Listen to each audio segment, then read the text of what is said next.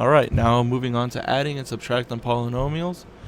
If you haven't watched the combining like terms video, I would suggest you start there if you're not completely comfortable with the idea. If you are, let's jump right in. So we're going to look here, and this is our first polynomial expression. We have two expressions here. We have 4 plus 2n to the third plus 5n to the third. There's a few key things I always like to look at first whenever I have to do adding or subtracting polynomials. Anytime I have brackets, I like to make sure I pay attention to the sign in between the brackets, or really the sign out front of the brackets. So anything that would be here or here. Now that's important because if we have a negative sign here or a minus sign, we're going to have to distribute it in, and that's really going to play with what we have inside the brackets here. So now I'm looking, I don't see a negative out front of the first term or out front of the second term, or in between really. So what we're going to do is we're going to go ahead and drop the parentheses because there's an understood 1 that looks like a 3. So there's an understood 1 that we can distribute in. So 1 times 4 would be 4 plus 2n to the third. And then we have plus, so we're just going to go ahead and bring that down. Nothing needs to change. And that's really an understood 1 out here. So we're going to distribute it in 5n to the third plus 2. Now, this is something as you're learning, and once you become more comfortable, you really don't have to do anymore. But we're going to we have a constant out front, so we're going to start the constant. We're going to denote a shape or a color underneath each constant to call attention, especially to our visual learners, where we can combine these groups together or like terms. And then we have to the third power here, and we have n to the third power here. So now that I can look back and see 4 and 2 have red underneath, I know I can add those together. And then I'm going to take nothing to the first power, no n squared, so I don't have to worry about that. But what I am going to do is look at n to the third power, and then I have 2n to the third power plus 5n to the third power. We're going to make sure we check our signs and bring them with them. So 2n to the third power plus 5n to the third power. Now you'll see we've rearranged this expression so that we have it's an equivalent expression in a new order. The addition can be performed in any order, so we have no problem there, and we can start combining our like terms. So for the first one, we're going to have 4 plus 2, which is 6, and then we bring down the sign, and then we are going to have 2n to the third plus 5n to the third. So what do we do here? We double check that our powers are to the same, and we're not using a white pen. So they are. So what can we do? We can go ahead and bring down n to the third, because when we're adding, that does not change. And then we could take our coefficients and go ahead and add them together, and we're going to end up with 6 plus 7n to the third. That is our final answer. This is what you'll look for on the test. And just keep in mind, again, because addition can be done in any order, and you'll end up with the same result. This is an alternate answer. You may see either one of these on the test. You will not see both as an option. So make sure you pay attention when you're answering this question. Alright, for the second one, this one's a little bit different. Where in the first one we only had positive signs here. I've already identified a negative and a negative, or minus or minus, whichever way you want to look at it. It's fine, because you can also break this down into terms and have the term 4n. Negative 3n cubed would be your second term, or you can have it as an expression, and I keep writing m, 4n minus 3n cubed. So either way, you can read it either way, 4n negative 3n cubed or 4n minus 3n cubed. Keep that in mind. But I'm going to look here and I'm going to say, well, I still have a leading coefficient here of 1, and here I also have a leading coefficient of 1. But which one of these is unique to the two problems we've covered so far? It's this one. We have a negative sign out front, so we have to distribute the negative in before we do anything else. So let's go ahead and start by doing that. I'm going to go ahead and distribute the 1 in, and I'm left with 4n minus 3n cubed. Now, when I distribute a negative in, I'm going to change the sign to plus, because I'm multiplying by negative 1. The negative times a negative becomes positive, and I'm distributing in my negative 1 here. So we are going to have negative 3n cubed. And what's going to happen when we do positive 4n minus 1 times negative 1, we're going to end up with a change of signs. and we're still going to have 4n. So now we're going to look at this and start combining our like terms. Well, I'm going to mark this. I'm going to mark the first power or first degree terms with a black line. And since you're going to only have one marker on the test, we're not going to keep changing colors here. I'm going to make this a squiggly line under the third degree. So now I can look at this quickly and say, well, we're going to start with 4n. And I'm going to find my next straight line and write 4n. And then go back and make sure I'm paying careful attention to the fact that we now have a negative number, a negative 4n. And I have to have minus 4n. Then I am going to look at my next one, and I have again a negative 3n to the third. So I'm going to bring that entire term down. I have negative 3n to the third. And then I am going to have another 3n to the third, which is negative 3n to the third. Well, why did I ignore this sign? Because really, if you have plus a negative, isn't that the same as just minus? So if I have 4 plus negative 1, I'm going to have 3. If I have 4 minus 1, I still have 3. So that's why we went ahead and skipped this, but we included it here to avoid any confusion with the distribution. So now we're going to combine like terms. Well, if I have positive 4n, and I am subtracting 4n, I am actually going to end up with 0n.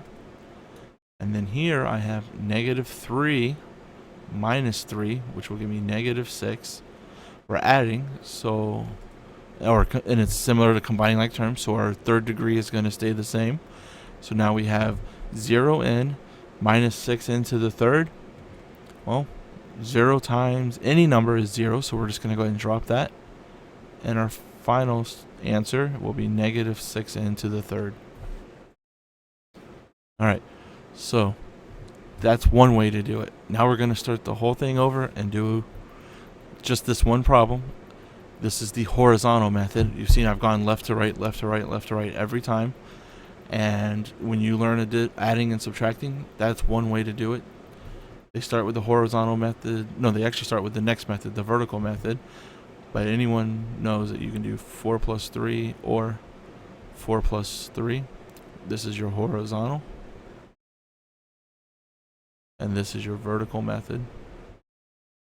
So I'm going to introduce the vertical method because if you are feeling uncomfortable with this, if it's a concept that you're just not quite ready to do and you want to see another way that it's actually to a lot of people simpler, we're going to rewrite this problem from a horizontal expression to a vertical expression.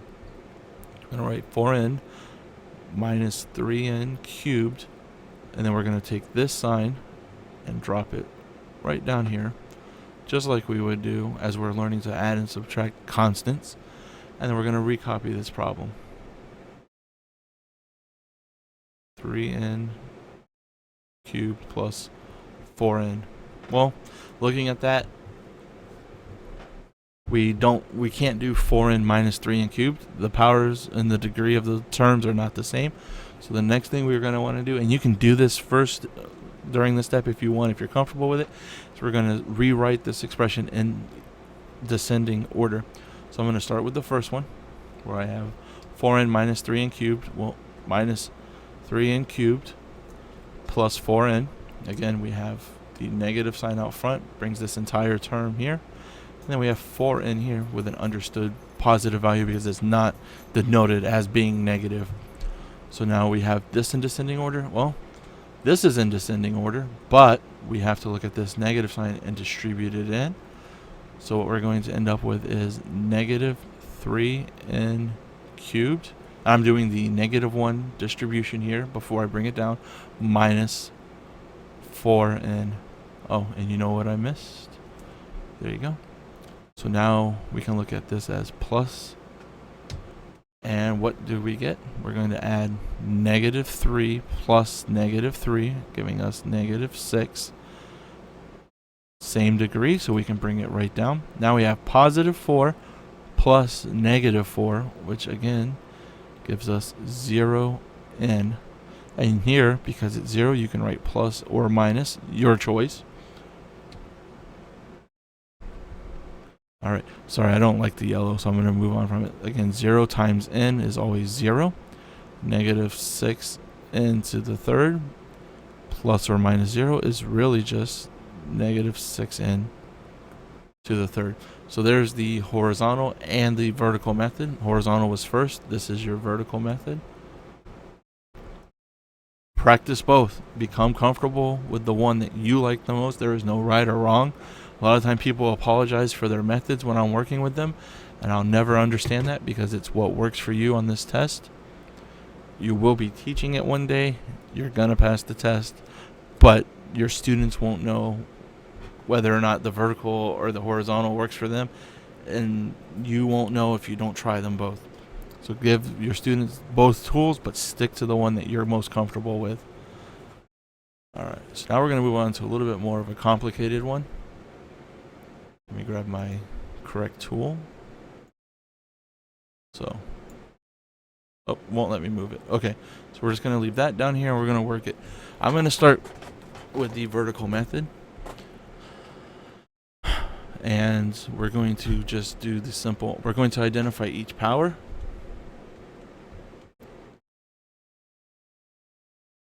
So I'm going to mark anything to the third power with a straight line. And now we have, well, this is a completely new problem. We have two variables. We have x and we have y. So when we're looking at these, we need to make a distinction between which variable we're looking at. So we have y to the third power, no x value. So we are going to only look for y to the third power values. Here is a 6y to the third power. Coefficient doesn't change it, so we're going to put a straight line underneath it. These are mixed, and these are mixed. So we're going to move on to our next. Oh, and that is not the tool I wanted. All right, so now we have x to the fourth, y to the fourth. And I'm going to mark a circle under that. We're going to go away from squiggly lines because this is actually more involved. X to the fourth, cool. Y to the fourth, y to the third.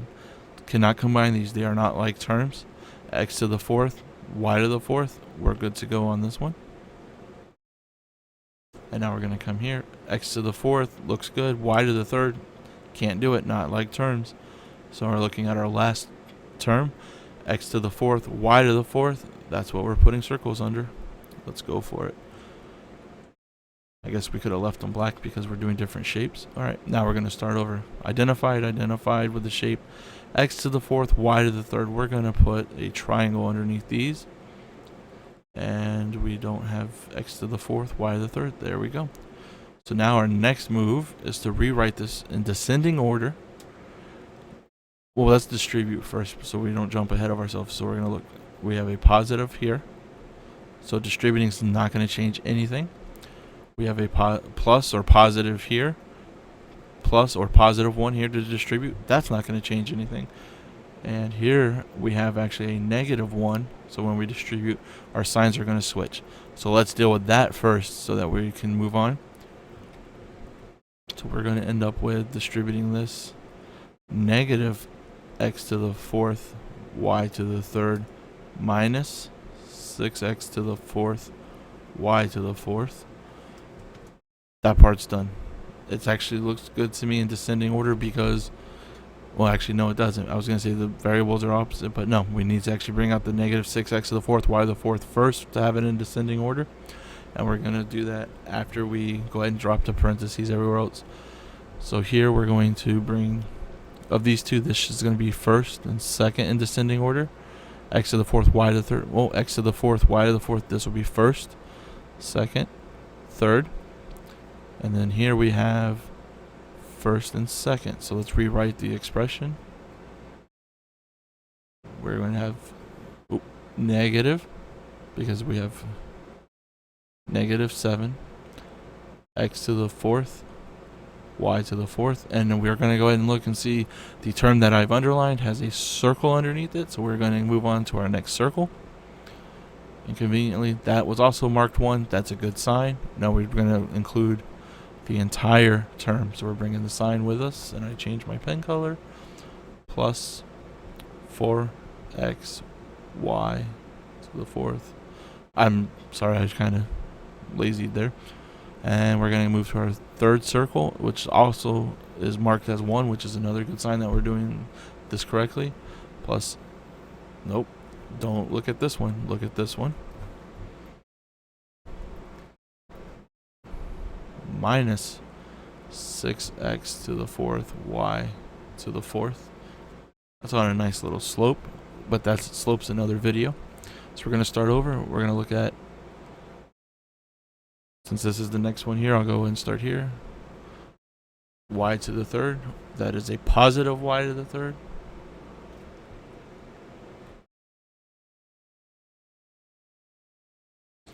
And do I have any more marked as 2? Ooh, look at the mistake I made here. It's a good thing we caught it. But ranking them in order is not really necessary. Identifying them by the mark underneath, that's how I caught it right away. I made a mistake, and here we are. So I'm going to add plus 6y to the 3rd. And I have no more lines underneath, so I'm going to move on to my next one. And we're going to identify by triangles. Now I have a positive outside of the bracket and a negative inside, so times 1 is going to result in negative. So I'm going to go ahead and write minus 10x to the 4th, y to the 3rd. And I'm going to look for my next triangle. Oh, here it is. And again, I have to look at this one since I've distributed the negative, and I'm going to end up with minus x to the 4th, y to the 3rd. Now we can go back and just combine like terms. So I know I have all of these as x, y, x to the 4th, y to the 4th. So I'm really only going to look at our coefficients right now, which is negative 7, 4, negative 6. Oh, I have negative 13 plus 4 is 9. And I can go and do x to the 4th, y to the 4th. Then I'm going to move on to our next set. And that is to the 3rd power, y to the 3rd power. I have y to the 3rd with an understood 1, and I have 6y to the 3rd. So I'm really going to look at 1 plus 6, knowing that that is 7y to the 3rd. So much easier once you rearrange it and identify it. At least I do. Oh, now I have negative 10 x to the 4th, y to the 3rd, minus x to the 4th, y to the 3rd. So there's an understood 1 here. So we're going to have negative 10 minus 1, which gives us 11, negative 11. Let's change the color first. And we're going to end up with negative 11 x to the 4th, y to the 3rd. There's your final answer. That really felt long and drawn out. The horizontal method is fine. I use it, but I'm starting to like the vertical method now that I'm doing this video and actually looking at the time it takes. So I'm going to erase all this, and we're going to move on to the vertical method for this same problem. And I think you're going to be pleasantly surprised on how much easier this becomes. So we're not going to just jump right into it. We're still going to identify them. We're still going to... Oh, I have ran out of erases. Alright, so let's try and be careful. Well, we've already identified them. Why not just go there? We're gonna cheat a little bit here. We've already covered their order. We've already identified them. And we are going to move on to the horizontal method. So now I know I'll find that we're going to pick, I think we started last time with the circles. So let's do that. We're going to have negative 7 x to the 4th, y to the 4th. And then I'm going to go to my next circle. It's positive outside, positive inside. So we're going to do plus. Oh, we're going to go, positive, positive, 4 x to the 4th, y to the 4th. And then we're going to find our next circle. It's negative here, positive here. So as we said before, negative. So we're going to go ahead and do minus 6x to the 4th, y to the 4th. Now we have plus y to the third for the straight line. We'll go ahead and make that our second set of terms. So here is our, well, let's do this plus y to the third. Now you notice this gap I've left. I'm going to show you something later. Let's just write them down first. So I'm going to go for my second line here, and that's a positive on the outside, positive before the coefficient. So we're going to go ahead and write plus 6y to the third. Now in the third term, so this would be first, second, and third. In the third polynomial here, I don't have anything to the third power, so we can just make that 0. It's not going to change anything if we add or subtract 0, but it will at least hold the place value so we don't get ahead of ourselves or look back and go, why did I leave that blank, and have to panic during our 2 minutes per question on the test. So now we're going to move on to our triangles. I have a positive out front with a negative, so I'm going to end up with, and this is 0 here, because our first term has nothing, that is x to the fourth, y to the third. This is our second, and this is our third. So now I'm going to say for our second term, do we have a triangle shape? Yes. We have a positive with a negative, so it's still going to be minus 10x to the fourth, y to the third. And I'm going to find the other triangle shape here, and we're going to use this one again. That becomes minus x to the fourth, y to the third. Now I'm going to look back and say, well, I've crossed everyone out, but for some reason I did not cross 6x to the fourth minus, or y to the fourth, and that should be negative. So I'm going to go back and just verify that I did do that. And I'm going to say that this is my third polynomial, so I can go right here and say third. I have done it. I just did not cross it out. It's a good way to do it, just to check to make sure you're covering all of your bases. Now we're going to go right back through and add all of these up vertically. So I'm going to come right on down. I know I'm going to end up with x to the fourth, y to the fourth. And I have negative 13 plus 4 is a negative 9. Then I have y to the third plus 6y to the third. So that's definitely going to be positive. 7y to the third. And then I have here negative 10 minus 1. That's understood. Giving me minus 11 x to the fourth, y to the third.